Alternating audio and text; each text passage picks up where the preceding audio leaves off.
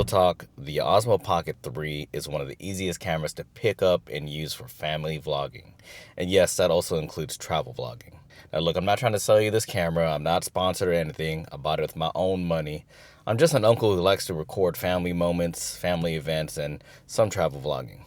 Now I know a lot of parents, aunties, uncles out there are looking for a camera that they could use to just document life.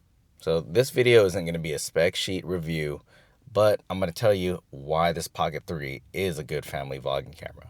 So one of my favorite things about the Pocket 3 is how easy it is to use. And not just how easy it is to use, how easy it is to learn.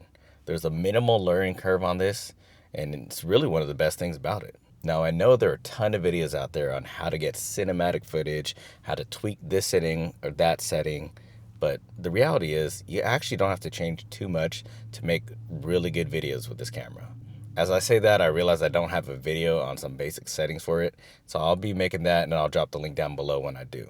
But one thing I really do like about this camera is when I'm at family events and if I want to just hand it over to someone else to use, it's just like that, boom. You don't have to sit there, tweak a whole bunch of settings. You don't have to teach somebody how to use the camera. I could literally just hand it over to somebody, press record, and we're good to go. The second thing that makes the Pocket 3 a great camera for family vlogs is the fact that it has active tracking. Now, back in the day, we only had those big old handheld cameras where you can't really set it down because you have to follow everything, right? But nowadays, we got the Pocket 3. You can just set it down and kind of forget it. Just turn on active tracking. It's super easy, and it could follow around your kids, follow around you, follow some motion, all while your hands free. Yeah, so I like how with active track, it makes it really easy if just holding this with your hand. If I move a little bit here, a little bit there, it's still gonna catch you. I mean, you get all the stuff in the background too. That's what's up. A lot of times in this generation, I see a lot of people whipping out their cameras, especially on their phones all the time, trying to capture moments, but they're just missing the moment. And I got kind of tired of it. I wanted to actually live in the moment, and the Pocket 3 allows me to do it. Another added benefit of the Active Track is it makes vlogging super easy. So let's just say you're out on a trip and you're kind of talking to the camera and you want to actually look around and enjoy what you're seeing. Dude, just put on an Active Track on your face. You can look around, the camera still follows you.